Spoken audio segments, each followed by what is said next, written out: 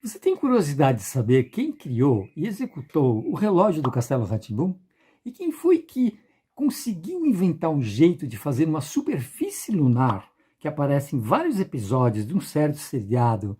E não só isso, como colocou literalmente a mão na massa?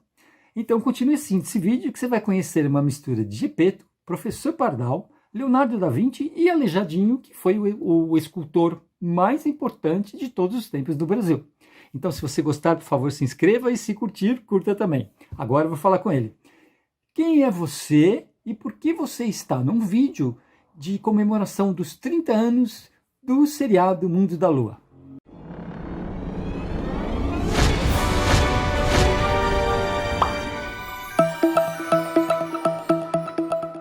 Meu nome é Silvio Galvão, eu trabalhei muitos anos na TV Cultura.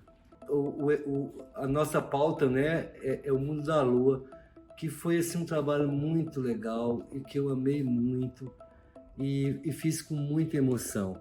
Nesse tempo eu era responsável pelo Departamento de Efeitos Especiais da TV Cultura e, coincidentemente, né, o Mundo da Lua tinha um dos seus quadros, era o sonho do Lucas. E eu desenvolvia toda a estética, né, desse sonho. Então era muito interessante, porque era um trabalho que não tinha essa coisa da computação gráfica. E aí nós tínhamos a oportunidade de exercer as coisas na matéria. Então, isso, fora a liberdade que tínhamos de criação, né? Isso também era uma coisa muito legal numa TV experimental. Como que você entrou na TV Cultura? Como eu entrei na TV Cultura? Eu venho da Bahia, né? De Vitória da Conquista, né? Do Nordeste.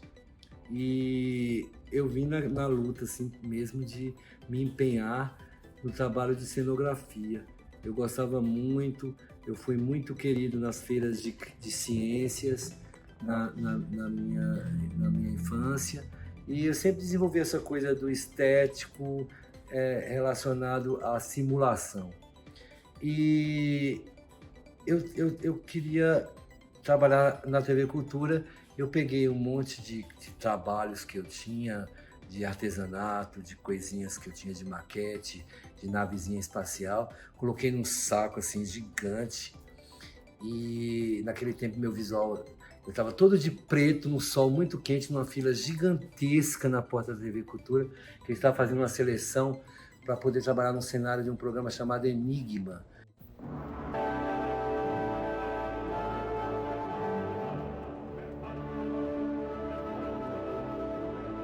Não adianta você tentar mudar o canal agora não. Nós já entramos na sua sala, já entramos na sua casa.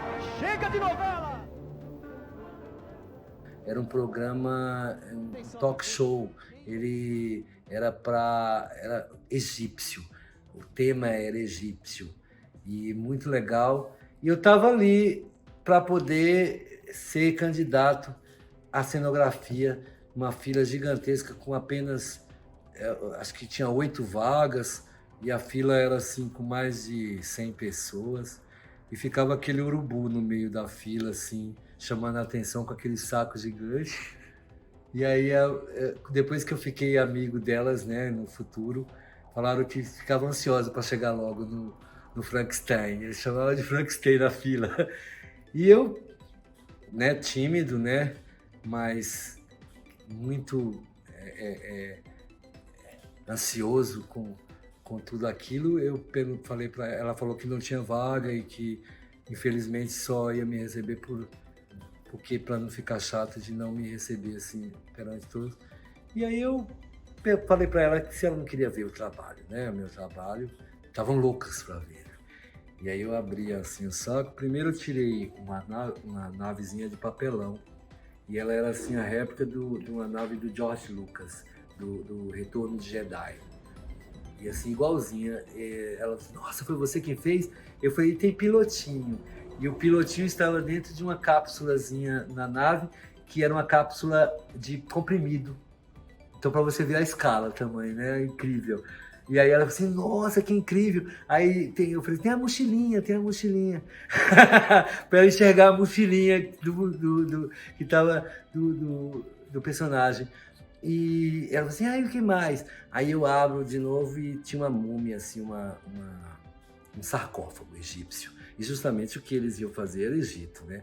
E era um sarcófago, e ela, nossa, que incrível. Era uma réplica, assim, do Tutankhamon, aquela de ouro, assim. E aí ela olha e fala, nossa, que legal, 1:10, mais ou menos assim, tinha 30 centímetros. Aí ela fala assim, nossa, que legal. Eu falei assim, não, mas legal é dentro. E eu abro e tal, Tutankhamon com a máscara e todo podre, assim, de legal. Incrível, né? E aí ela, não, alguém tem que saber de você. Aí liga, eu lembro que assim, a porta do departamento pessoal era uma porta aqui e tinha outra porta que ia para dentro da TV Cultura. Eu, na verdade, não comia, fazia assim um dia que eu não comia assim direito mesmo. E aí eu fiquei esperando aquela fome, aí veio um homem do lado de dentro, né? O Edio Guerra. Ele era do departamento de pintura de cenografia. E Edio, esse rapaz, a gente já falei para ele que não tem vaga, mas a gente viu o trabalho dele, é importante que você veja. Aí ele falou assim, tá bom, mostra aí. Depois que eu mostrei, ele perguntou para mim, você já almoçou? E eu falei assim, não. Nossa, almoço. E aí entramos, ele me convidou para almoçar no restaurante da TV Cultura. E era um restaurante assim, muito farto, né? Eu fiquei já passado com aquilo tudo. E aquele dia mesmo eu fiquei para fazer o teste, ele precisou de um trabalho que tinha que estar lá nesse programa Enigma, eu já comecei a ficar lá, eu já virei a primeira noite na TV Cultura, no segundo dia de trabalho, já fiquei impressionado, ele já ficava preocupado se eu ia voltar no dia seguinte, e assim fiquei 18 anos. Peraí, qual foi esse trabalho que você teve que fazer? Esse primeiro trabalho, na verdade, primeiro foi um teste. Sim. E ele me pediu para ir na biblioteca. Foi outra coisa impressionante. Sempre amei bibliotecas. E aí saber que dentro da TV Cultura tinha uma biblioteca, isso para mim era incrível. Para eles todos era simples, mas como o meu coração ficava ostento com aquilo tudo. E ele falou assim, escolhe uma coisa para você fazer. Eu falei assim, o quê? Escolhe. Você escolhe. Então já estava incluso, depois ele me contou que já estava incluso no teste o que eu iria escolher, né? E eu vou olhando assim, aí eu vou ver a deusa Tula, a deusa das águas, num livro lindo de ilustração. E aí eu vejo aquela deusa linda, ele falou assim, você não quer uma coisa mais simples? E ele ficou um pouco preocupado, porque a gente só tem hoje. Aí eu falei assim, não, pode ser hoje, eu faço. E levei a deusa, a foto da deusa, ele me deu lá uns pedaços de isopor. Eu nunca vou esquecer que ele me levou no departamento que já estava extinto há muitos anos e o último profissional que trabalhou ali, que havia até já falecido, as ferramentas estavam todas lá e tinha um aleijadinho, o Daniel do Aleijadinho, né, um profeta do Aleijadinho, interminado assim, de isopor. Aquilo para mim era incrível, era como se eu estivesse no ateliê do Michelangelo. Eu fiquei muito emocionado com aquilo, era meu sonho, era entrar num lugar desse. Eu falava para ele assim, eu posso fazer um Aleijadinho, um profeta desse? O cara, que boa! Aí peguei, o profeta era o meu material de trabalho, eu tive que serrar o pobre profeta para tirar o peito dele assim e criar a Tula. E linda ficou a Tula. E ele, antes de terminar, nem tinha pintado ainda, o cara, aí o Edio Guerra vira para mim e falou assim, você já começa amanhã. Aí eu, não, obrigado, eu fiquei muito feliz. E assim foi. Na verdade, eu começo na TV Cultura num programa chamado Bambalalão. Olha o trenzinho que carrega a alegria e me leva todo dia pro mundo da fantasia. Bambalalão é um lugar de encantamento, com arte a todo momento, aprender é divertimento. Bambalalão tem histórias pra contar, tem teatro de bonecos, tem jogos para brincar. Bambalalão. Esse programa era assim de baixo orçamento, era um programa de auditório, muito legal porque ele era inspirado em circo. Então ele tinha palhaço e tinha bonecos. e eu comecei a desenvolver os teatrinhos de bonecos, que eram bonecovelas. E eram muito legais, porque elas tinham que ser uma a cada episódio, tinha que ter uma. E assim, a gente tinha que improvisar muito, e os personagens eram como de circo, né? Porque vocês sabem como é a novela de circo, elas é estigmatizada, tipo assim, um velho que faz papel de velho sempre é o mesmo velho, meio que nem a Globo um pouco. Tipo, o galã é sempre o mesmo galã. E nós tínhamos essa questão com os bonecos. Os bonecos faziam essas coisas. E qual foi o próximo programa que você participou? Aí aparece um rumor de que iriam fazer o Vila Sésamo. O programa chamaria Novo Vila Sésamo. Na verdade, era um programa, nem tinha muita verba, estava vindo para substituir um outro programa que era feito no Jardim, que era zero verba, zero mesmo, que chamava Catavento. O brinquedo de cantar. Cata, cata, catavento. Catavento da lua. O programa era assim, incrível, eu amo o programa, é a infância de muita gente, e assim, era só o roteirista em um jardim e os atores. Isso era o elemento, né, fundamental do programa. Esse programa tomou um espaço grande na sociedade a ponto de exigirem uma melhora e chamaram o Fernando Meirelles, o grande diretor, para poder dar um up a esse programa.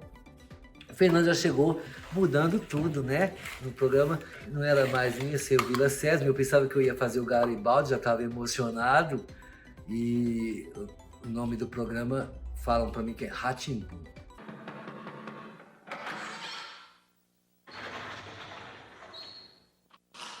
Senta que lá vem a história.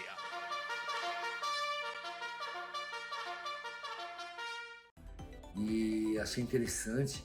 E apareceu um colega muito querido, que nesse emocional todo, assim, eu tive a honra, né, do espectro planetário, né, galáctico, tá totalmente conjuminado para ter pessoas como eu, com meus sentimentos, junto comigo ali naquele lugar. Isso que foi incrível. E essa pessoa, ela já foi embora, né, é o Flávio Del Carlo. Ele, querido, criativo, uma pessoa assim, do universo do desenho animado, né? Hoje seria um grafiteiro, um cara assim, né? Com certeza. Mas aí ele falou assim, Silvio, a abertura do Rá-Tim-Bum, eu gostaria que você fizesse. E pela primeira vez eu vi um briefing na minha frente, assim, né? Que era uma traquitana de uma criança de 1 ano, que ela montou essa traquitana para pagar o bolo dela. Então ela já era um gêniozinho antes de completar 1 ano. Então nessa completando de 1 ano, ela criou uma traquitana, né? Uma sequência de... E eu amava traquitanas, porque traquitana era uma coisa que a Disney colocava nas revistinhas, a gente lia muito. E a lógica da traquitana era muito legal, né? E você tinha que marcar onde você achava que não tinha lógica, era esse o joguinho Então eu adorei a ideia da traquitana. Levamos 6 meses criando a abertura. Eu estou ali de azul o tempo inteiro, vestido, andando com setinha, fazendo maçãzinha mover, soldadinhos de chumbos caírem. Foi o primeiro contato que eu tive com os efeitos especiais, foi em saber o poder do recorte eletrônico. Quando eu não acreditava que eu só pintasse de azul uma coisa, tudo sumia e a coisa flutuava. Era assim a galinha do sítio do Pica-Pau Amarelo, era assim não sei o quê, e começa a casar um monte de coisas na minha cabeça. E aí a gente começa fazendo um chroma key de péssima geração, né? Um chroma key que se tremesse não recortava, era uma coisa assim absurda e tinha que ter uma habilidade muito grande. Então nós tínhamos também um profissional fantástico que tinha essa habilidade manual no mouse, quer dizer, que é o 20, né? O nome dele é 20, incrível, nosso amigo. E ele tinha essa habilidade manual de recortar. E a gente foi trabalhando 6 meses nesse negócio e virou o que virou, que é a abertura do Rá-Tim-Bum 1. O próximo programa que você participou foi o Mundo da Lua, né? Sabe como eu fiquei passado? Porque no episódio era assim, o menino sonhava e o universo dele ia estar cenografado dentro do espectro.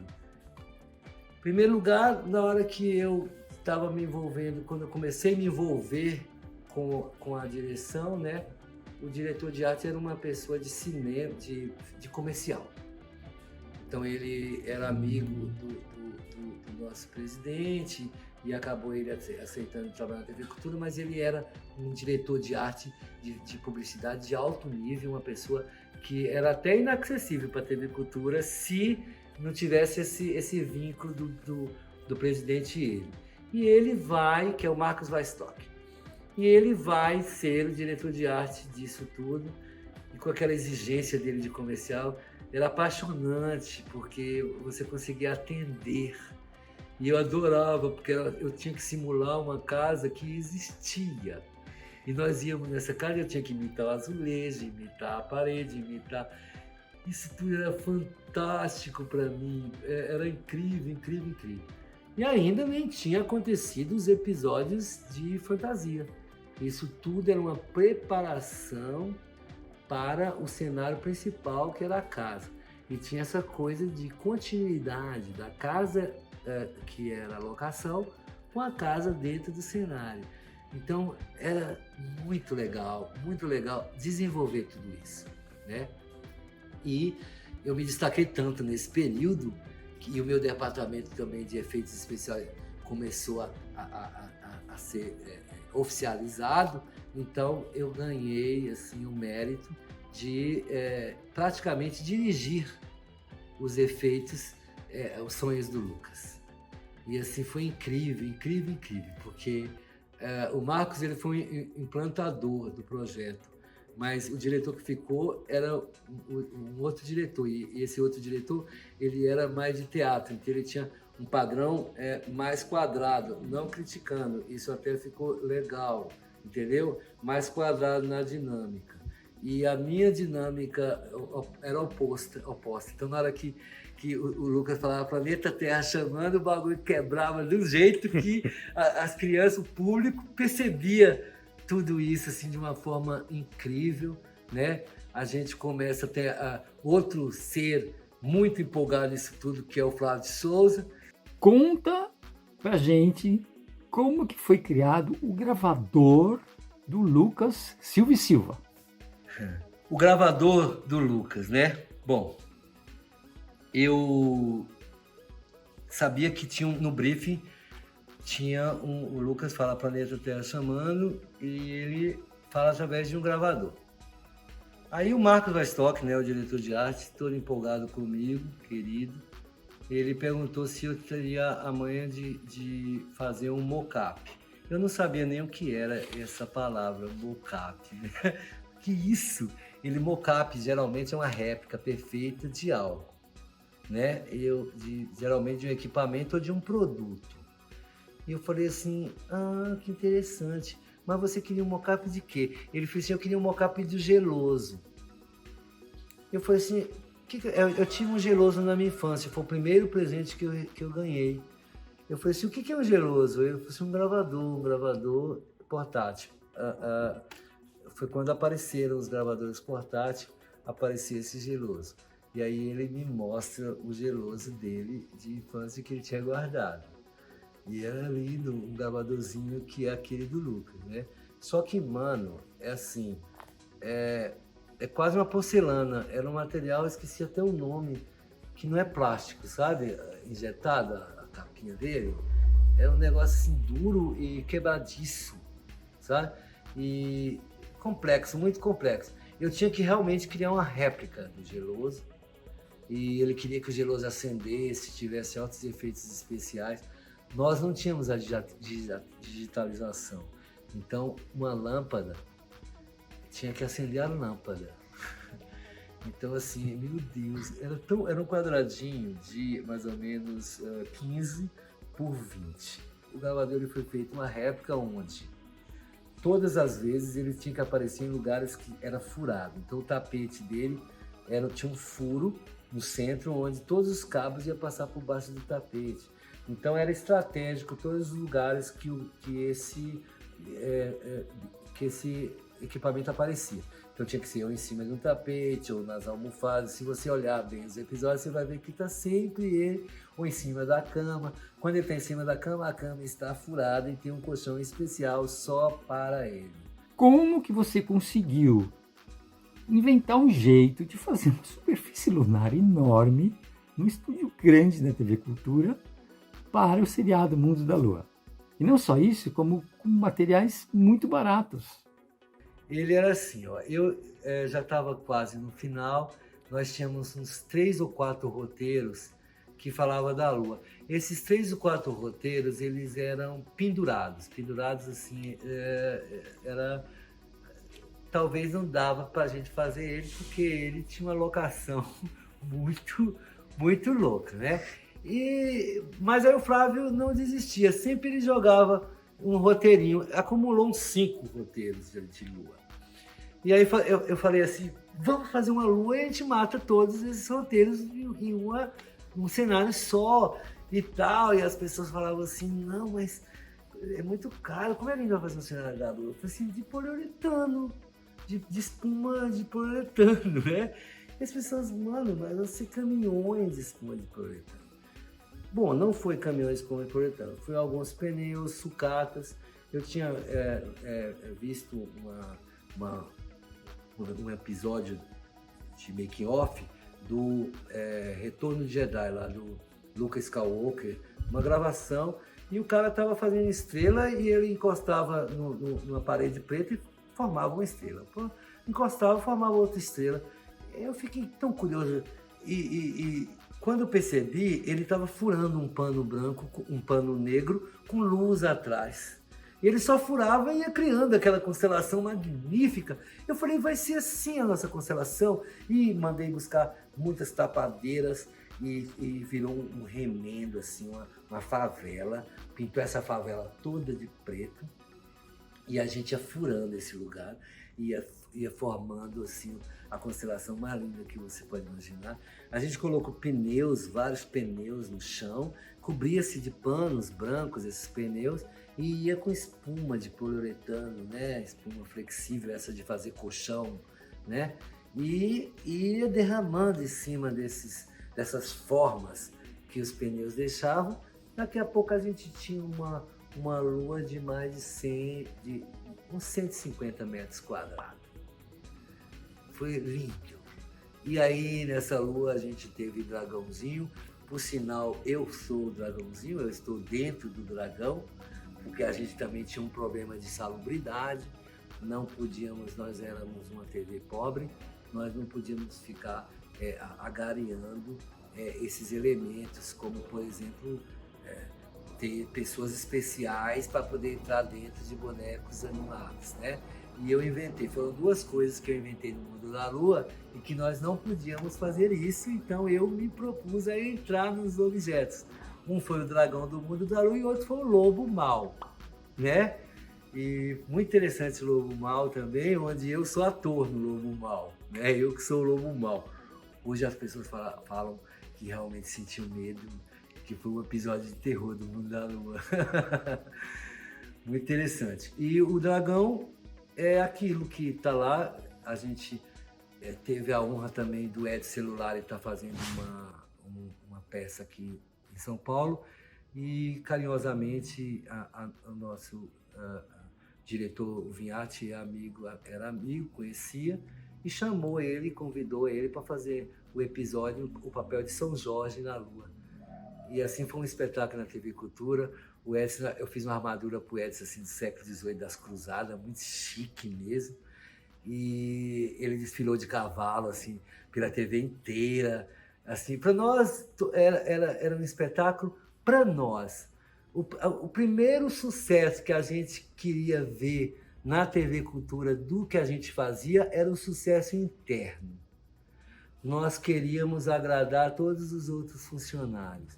Nós tínhamos essa coisa, eu não diria família, mas eu diria que tem a energia de uma família. Quando a gente estava no Castelo, a gente teve um período que o Flávio fazia uma equipezinha de roteirista para ir visitar lá os cenários, para saber o que estava acontecendo. A coisa virou meio de trás para frente, né, Flávio? Vamos lá ver umas coisas porque a gente criou umas coisas que era só para cenário. Eu vou te falar um exemplo, o livro da Morgana, que hoje é famosíssimo. Ele foi criado um pedestalzinho, aí a gente botou um rostinho no livro, porque era para encher de coisas o laboratório da Morgana. E o diretor de arte, o Antônio, vamos botar um livro, porque tem que ter o livro mágico da bruxa. Quando eles viam o livro, eles queriam...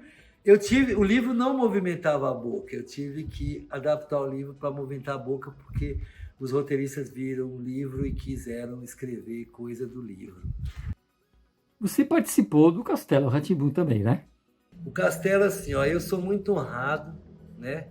Porque eu acho que, assim, reconhecimento como eu tive, merece também muita equipe que está no ostracismo, né? Que são os marceneiros incríveis, né? Muitos deles já se foram, que são pessoas que eram remanescentes da TV Cultura, eles envelheceram lá dentro, né? Dentro da cenografia.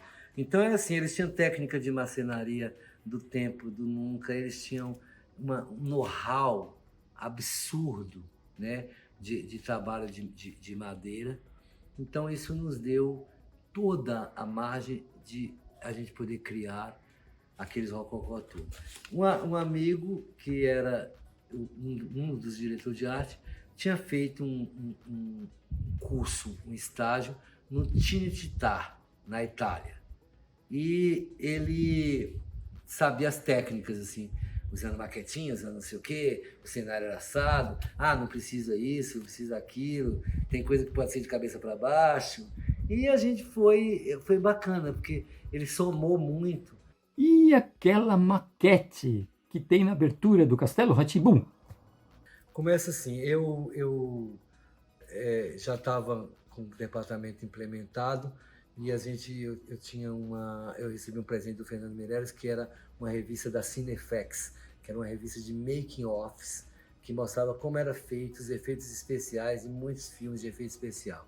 E assim, a primeira revista que ele me deu tinha dentro os efeitos especiais da família Addams.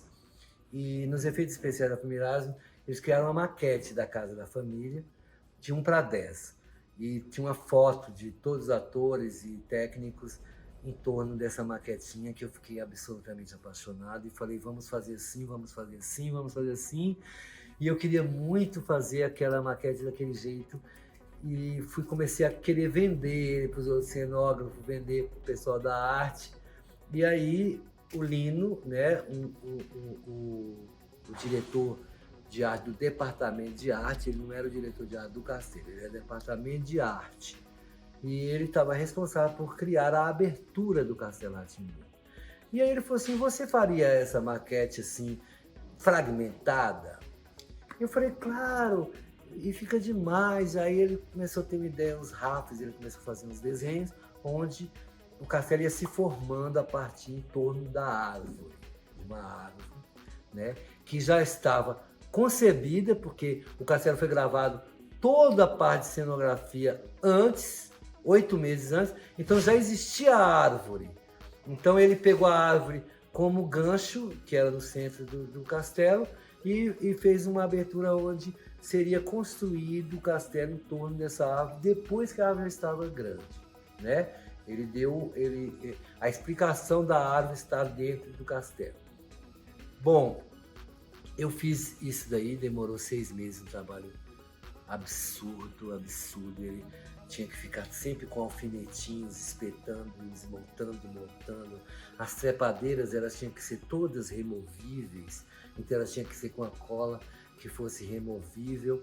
E foi criado toda essa ciência, levado ao estúdio.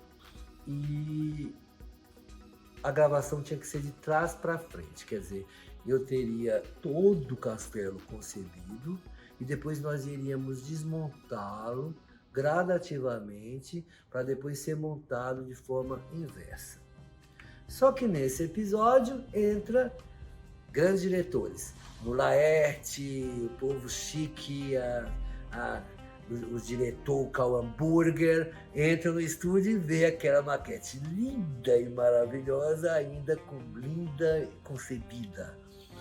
E aí o Karl fala, não, Silvão, eu quero, vamos fazer também as tomadas externas assim. Eu falei, não, mas como vamos fazer isso? E aí ele falou assim, a gente cria um ambiente para ela, uma cidade. Eu falei, você é louco. E aí eu falei, mano, eu fiquei muito passado com aquilo, porque era muito legal mesmo, mas como é que eu construo uma cidade? Então, nós andando dentro a TV Cultura tinha um lugar igual esse, cheio de sucatas de cenário, né? E a gente andando dentro das sucatas de cenário, a gente encontra prédios na escala 1/10. E esses prédios foram usados no Metrópole, um programa que o cenário atrás eram réplicas de prédios paulistas. E aí nós tínhamos os principais prédios de São Paulo na escala 1/10. Isso daí foi Deus que mandou, tá na cara, né? Ninguém aí ia fazer uma coisa dessa, porque se nós fôssemos projetar prédios para serem colocados perante a maquete, nós não tínhamos dinheiro para isso. Mas nós estávamos ali com aqueles prédios cinza, cruz, onde era só a gente encher de janelinha, cheio de plástico, ia ser lindo e base em postezinhos. E aí começou aquela concepção do Estúdio 5, que era o maior estúdio que tinha na TV Cultura, ser todo caracterizado de cidade, além de tudo, de cidade paulista. Nós estávamos... Eu chego a arrepiar, porque começa a ideia do castelo, né? Primeiro, o briefing do diretor era no Bexiga, debaixo de um porão, porque o tio dele era o Flávio Império e tinha um lugar desse, e ele se inspirava que o professor Vitor era uma pessoa meio que nem o Flávio. Mas, diante de todos os acontecimentos mundiais, a gente começou a sentir que esse seria um castelo e não um casarão. E esse castelo estaria na Paulista, porque nós estávamos numa fase onde os casarões da Paulista estavam sendo destruídos. Então, a Casa das Rosas era a última que poderia ser destruída. Nós situamos que o castelo seria ali, aquele lugar na Casa das Rosas. E aí criamos todo um cenário em volta como se fosse incrível, né? Qualquer um que vê hoje e relaciona as coisas vê a semelhança. Com o castelo, eu percebi o valor do conceito. Onde os americanos beberam em filmes até hoje é o conceito, né?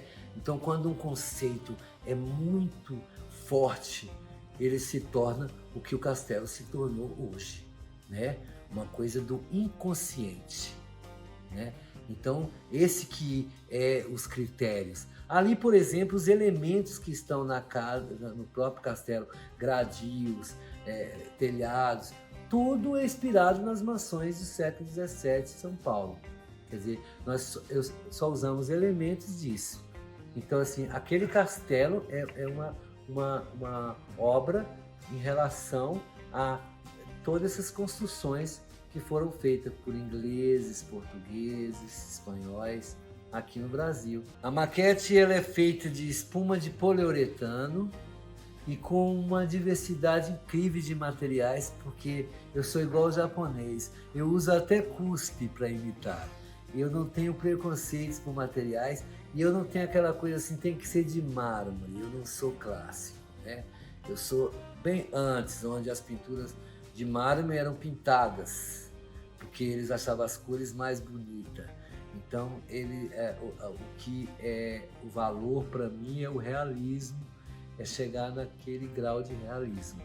Eu amo esses resultados. Então, hoje, né, eu dou abertura e acho até muito interessante essas coisas do digital, do CAD, do Maya, né? Desses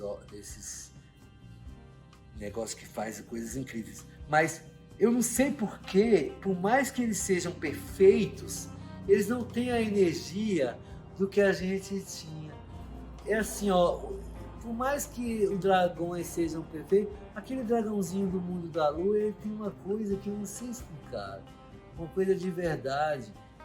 Porque o que era mais interessante que eu achava no Vila Sésamo, quando eu era criança, era que ele comia, abria a boca, falava e comia biscoito. Como? E era de pano. Eu tenho certeza que ele é de pano. Eu, como criança, eu era um testemunho técnico. Eu tenho certeza que aquele bicho é de pano. Mas como ele come e como ele é... Tem uma história no mundo, no Gloob Gloob, que eu estava no Nordeste e uma criança quis falar comigo. Ele veio todo sério para falar comigo. Aí eu fui ouvi-lo, né? Claro. Aí ele chegou todo sériozinho, todo penteadinho, bonitinho para falar comigo e falou assim: foi o senhor que criou o Gloob Gloob? Eu falei assim: foi. Ele falou assim: eu queria perguntar para o senhor uma coisa. Eu falei assim: pode perguntar. Como é que o senhor dá comida àqueles bichos? Meu Deus, eu achei interessante. Eu falei: geralmente eles vão no restaurante, zoando com ele, né? E depois expliquei para ele que era de chroma key e que era recortado, e ele ficou entendido. Mas a primeira impressão que ele tinha era que era um bicho. Que o Gloob era um bicho. O Gloob Gloob também foi muito interessante, porque o Gloob Gloob, assim, ele foi criado no Rá-Tim-Bum 1, nesse Senta Que Lá Vai a História. Eu acho muito interessante quanto roteiro esse episódio que o Gloob é usado, que é uma criança que interage com um aquário. E o aquário sempre tem tênis lá dentro, coisas, mostra o externo da história que acontece, e esses peixinhos. E eles tinham me mostrado o peixinho do Monty Python, e aquela parte que vem um peixinho e fala oi, no Monty Python. E o Fernando falou assim: você consegue fazer um peixe desse? Eu falei assim: fácil, muito ridículo, um capacete com rabinho, né, e dois negócios. E eu fiz um peixinho para ele fazer esse episódio. Esse peixinho ficava na prateleira, numa dessas cabeças de manequim, era a direção do Arcângelo, muito criativo, muito respeitoso à minha pessoa, e foi assim, a gente fluiu muito, muito mesmo. Era muito simples o estúdio, era um aquário, os dois peixinhos e alguns elementos cenográficos. A gente sempre pirava nesse aquário. O aquário era estreito, assim, tinha 10 centímetros e tinha uns adereços dentro, e ele tinha de frente assim 1,5 metro por 1,5 metro. A câmera sempre ficava na frente desse aquário. Aí a gente jogava bolinhas, coisas. Na verdade, não é um cenário de água, é um cenário de um aquário que fica na frente da câmera, né? E essas ideias deram assim resultados incríveis, incríveis. O Gloob Gloob, na época, era o Teletubbies, que era de criança de 0 anos. Você acredita que aparece o Gloob Gloob, ganha um prêmio em um programa internacional, em um negócio desses prêmios internacionais, o Gloob Gloob ganha o prêmio, e ninguém nunca falou que ele era de 1 ano, mas aqui toda criança de 1 ano assistia Gloob Gloob. Então ele equivaleu ao Teletubbies e ainda ganhou do Teletubbies um prêmio. A TV Cultura ganhou muitos prêmios. Isso também foi muito bom para destacar os presidentes da época.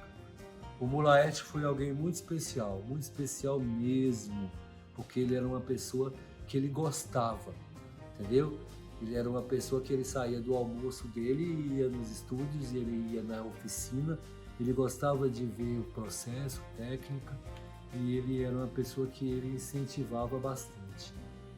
Então, assim, foi muito legal tê-lo também. Como eu disse, foi uma constelação de estrelas. Bom, então aí vocês conheceram um cara incrível, como ele mesmo falou várias vezes nesse vídeo, é um cara incrível, que fez um trabalho incrível, em programas incríveis, certo? Onde tinha várias outras pessoas incríveis, e que com muita criatividade, inventividade e muito trabalho, pesado. Esse cara é tipo um guerreiro, assim, tipo do Tupi-Guarani, né? Lutando contra os aimorés. Bom, com tudo isso, ele fez coisas absolutamente incríveis. Não tem outra palavra para falar, porque assim, não dá para acreditar a quantidade de coisa que ele fez com pouco dinheiro. E aguardem, porque o próximo vídeo vai ser praticamente um making of do seriado Mundo da Lua. Uma coisa absolutamente inédita, né? Inclusive na TV Cultura, não tem em lugar nenhum, mas que vai passar a ter aqui no canal Flávio de Souza Escritor. Então, até a próxima!